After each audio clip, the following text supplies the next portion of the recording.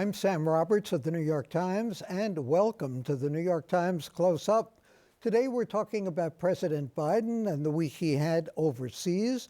But first, it's the announcement that the Times' own White House reporter, Maggie Haberman, has teased. Donald Trump has announced he's running for president for a third time. And while it's far too early to handicap his chances, the Republican Party doesn't seem to be backing him the way they once did. Even more significantly, Rupert Murdoch's two flagship media properties, Fox News, the New York Post, seem to have turned against him. New York Times reporter Reid Epstein is joining us from Washington, D.C. Reid, does Donald Trump have anything to lose by running? This guy doesn't really have a full-time job. He's spending other people's money. If he loses, he's going to claim the election was stolen and that he's a martyr. Why shouldn't he run for president again? Well, I mean, the biggest reason for him to run for president is he thinks that it immunizes him from some of the legal issues that are swirling around around him, sort of from issues based on his presidency and post-presidency, particularly the documents case that we've talked about and read a lot about over the last few months. But he also, is still the titular leader of the Republican Party. He has, if not a majority of the party's base behind him, certainly more than anyone else does at this moment.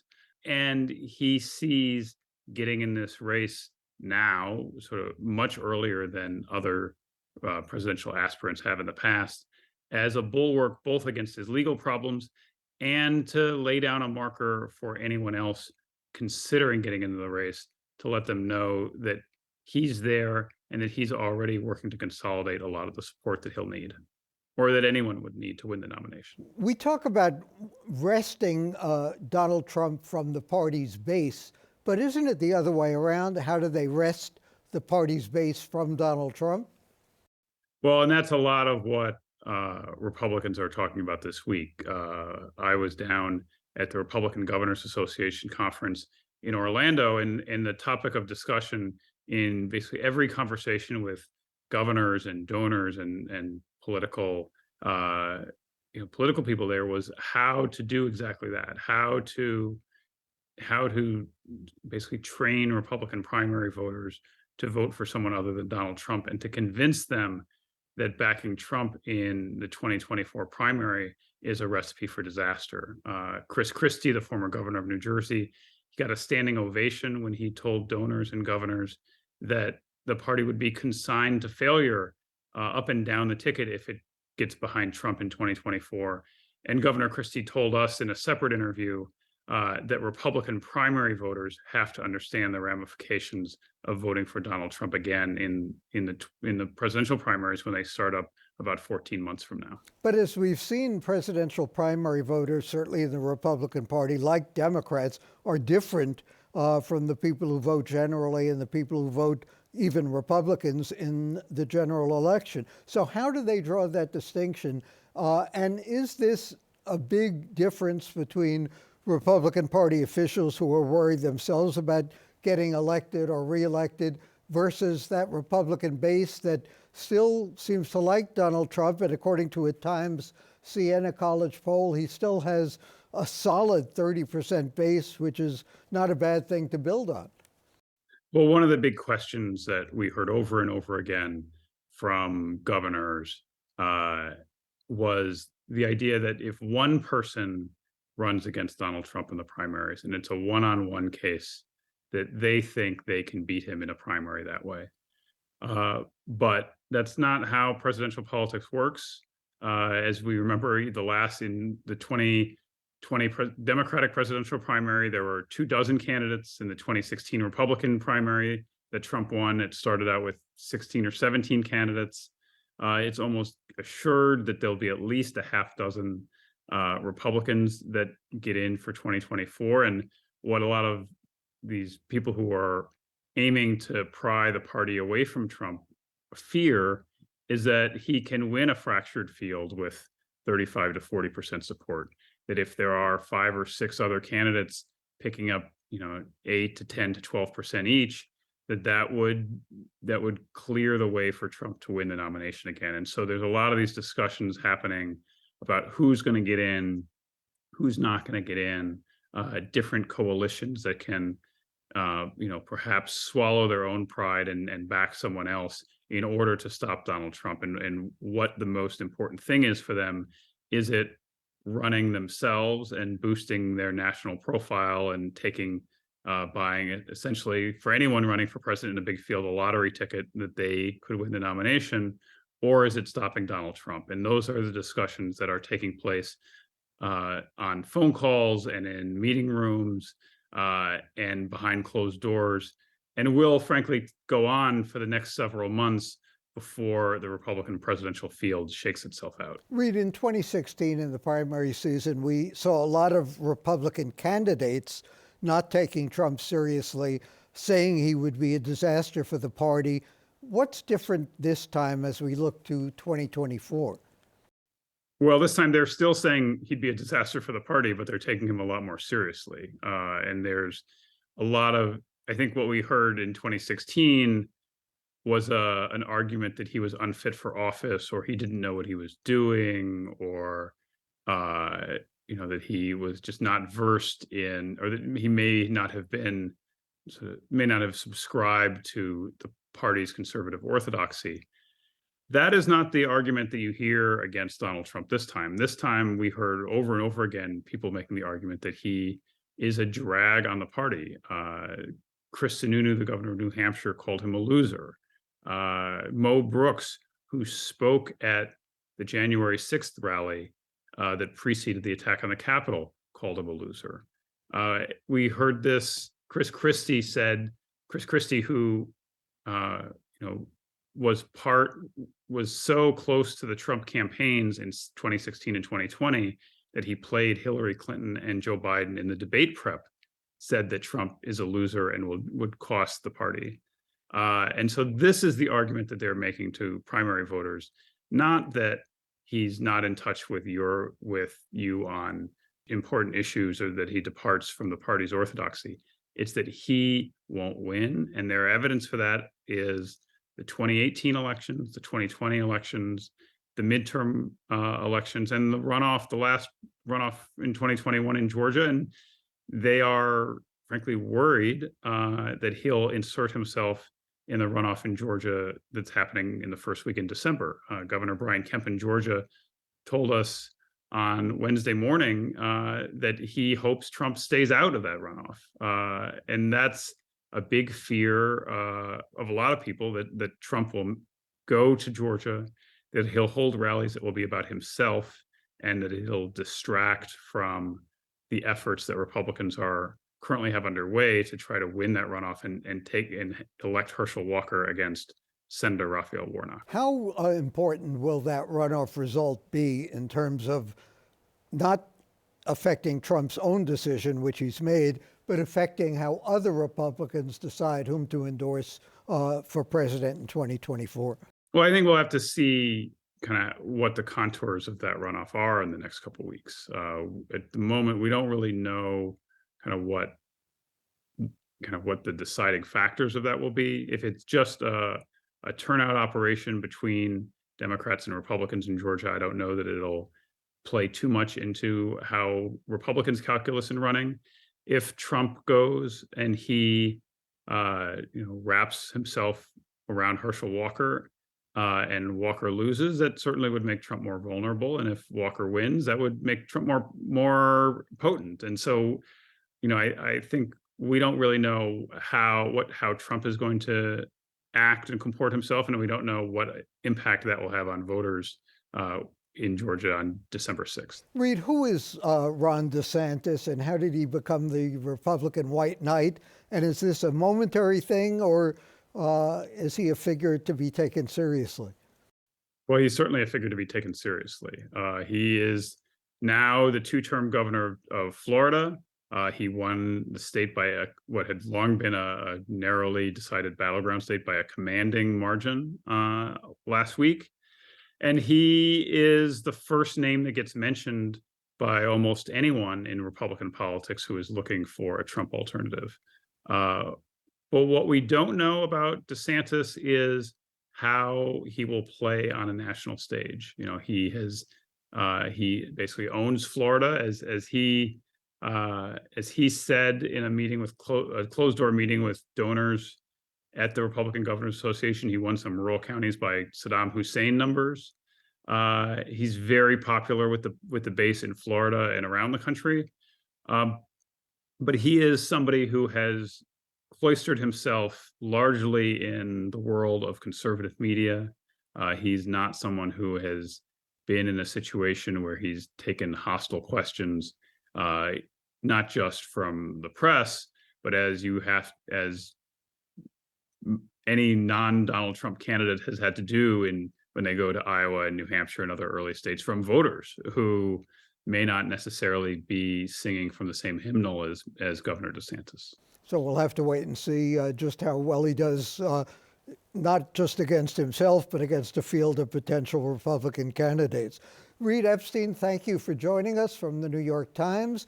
Coming up next, we'll take a look at President Biden's trip to China with Times correspondent David Sanger.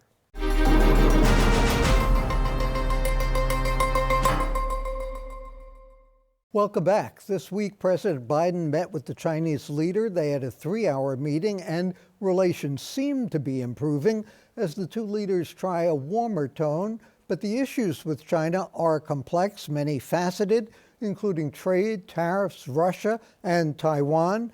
New York Times reporter David Sanger joining us from California, where he's been following the president's trip.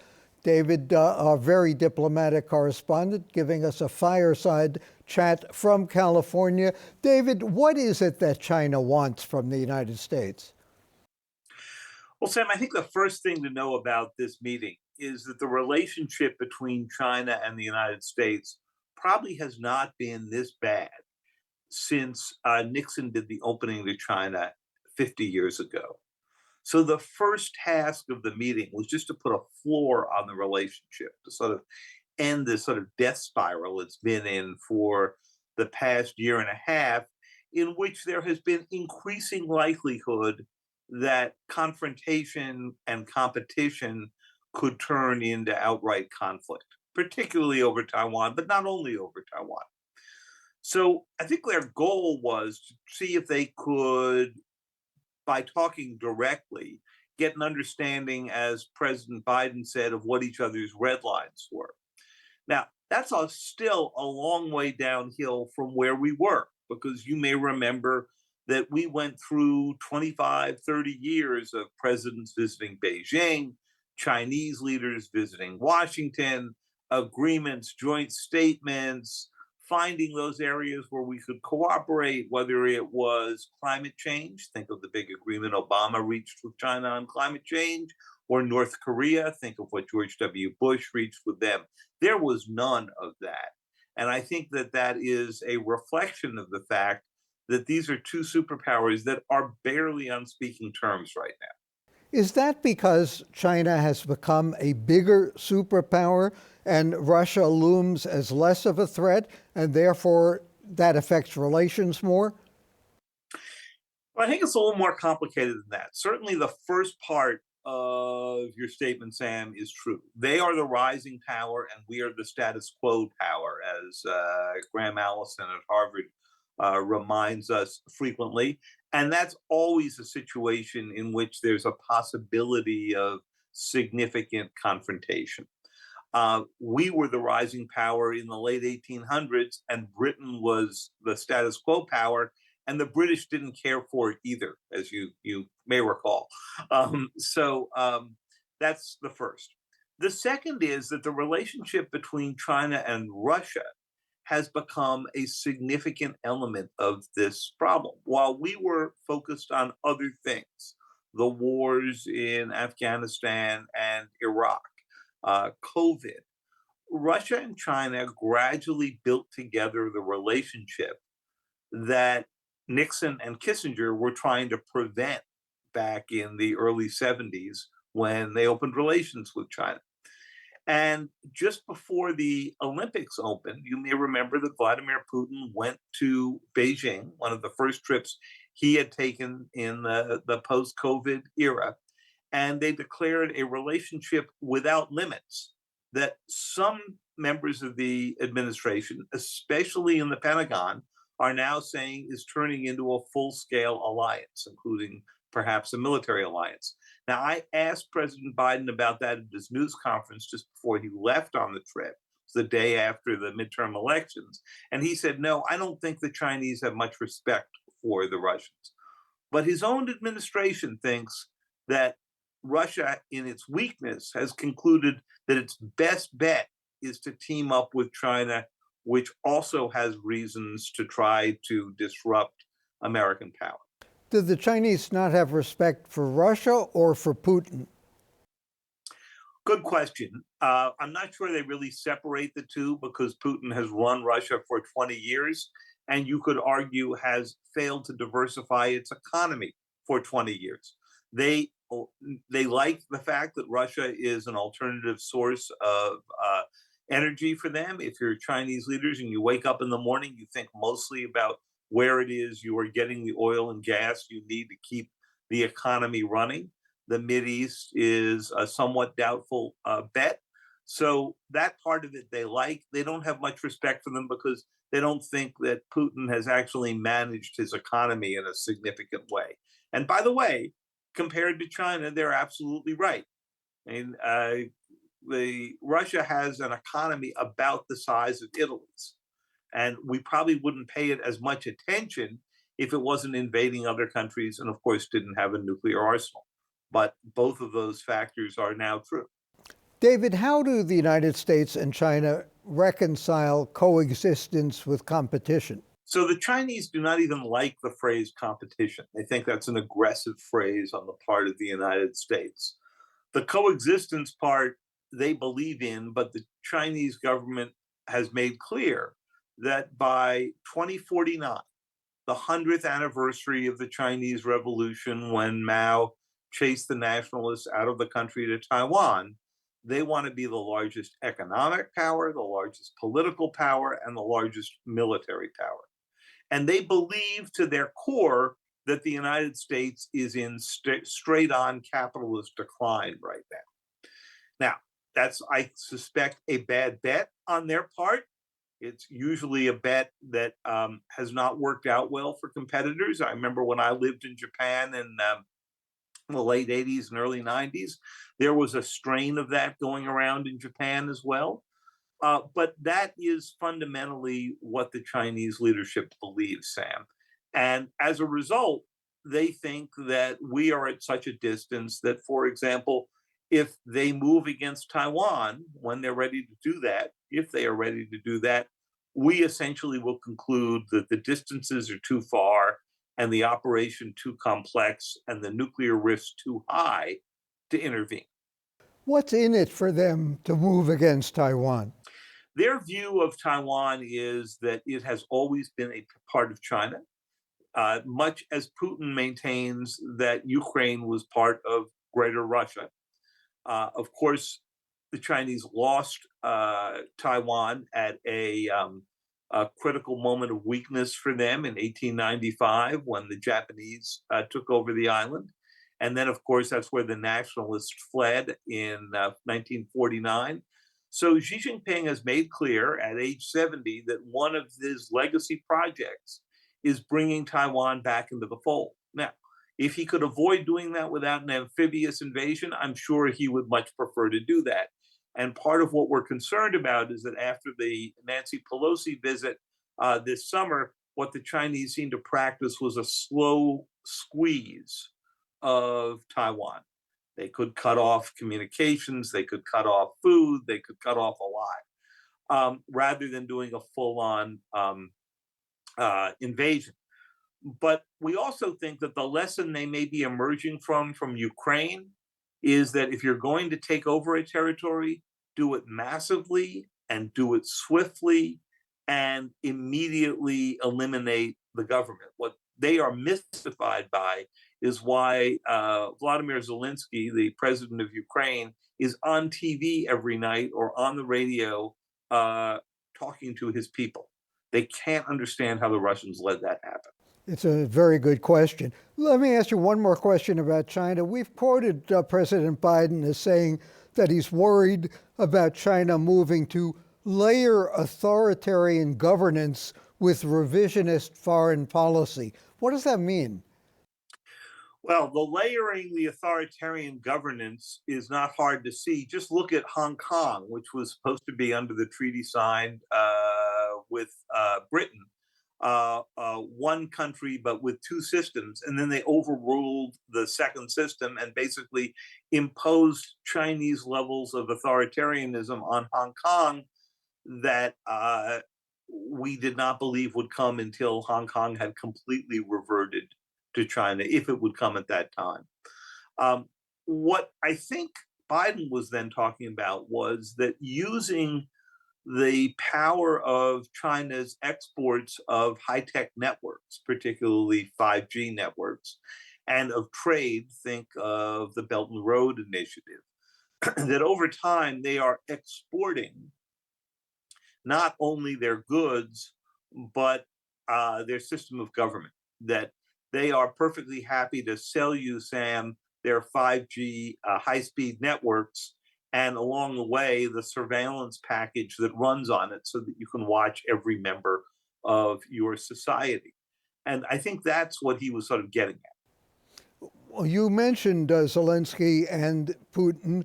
What is the threshold if Putin uses any form of nuclear weapons in Ukraine for us to respond in kind? I don't think there is any situation, Sam, in which we respond in kind, which is to say, with a nuclear weapon. That makes sense when it's mutually assured destruction, an intercontinental weapon going from Russia to the United States and back. The Russians know what the result would be there.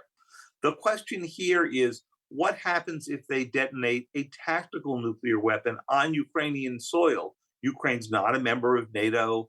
That attack isn't going to hit the United States. It may drift some radiation toward its American allies, but I think the Russians would be careful enough not to strike American allies.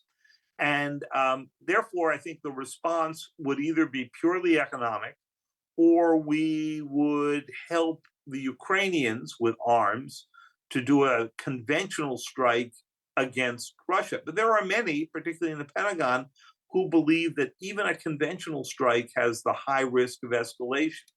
Just look at the concern earlier, just a few days ago, when a Iran missile hit inside Poland and killed 2 people. And for a few hours, we thought that might be a Russian missile, conventional missile, it was completely non-nuclear, and how would the West have to respond?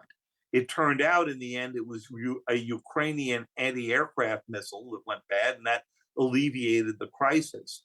But it was a brief look at what a problem escalation is. David Sanger, thank you for joining us. And coming up next, my thoughts on a housing project called Nehemiah.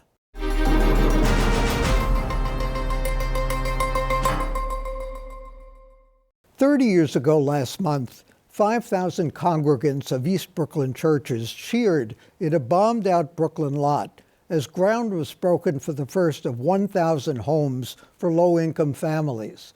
The housing project was called Nehemiah, after the Old Testament prophet who rebuilt the walls of Jerusalem.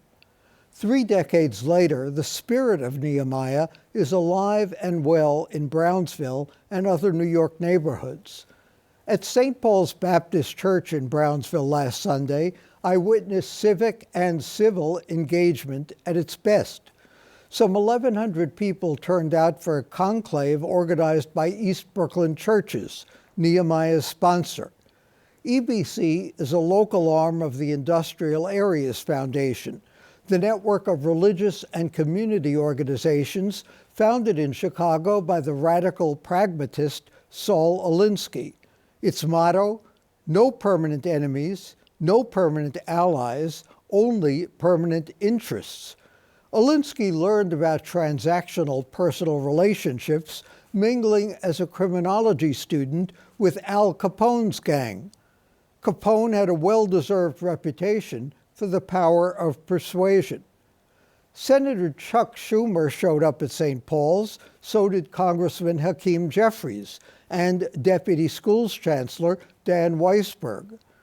Reverend David Brawley and Juanita Ortiz, pastoral associate at St. John the Baptist Catholic Church, held their feet to the fire. That's how East Brooklyn Congregations has gotten things done. Since 1982, 4,500 Nehemiah homes have been built in East Brooklyn. Today, more people live in Nehemiah housing than lived in Jerusalem when the prophet Nehemiah rebuilt the holy city's walls. For the New York Times and CUNY TV, I'm Sam Roberts.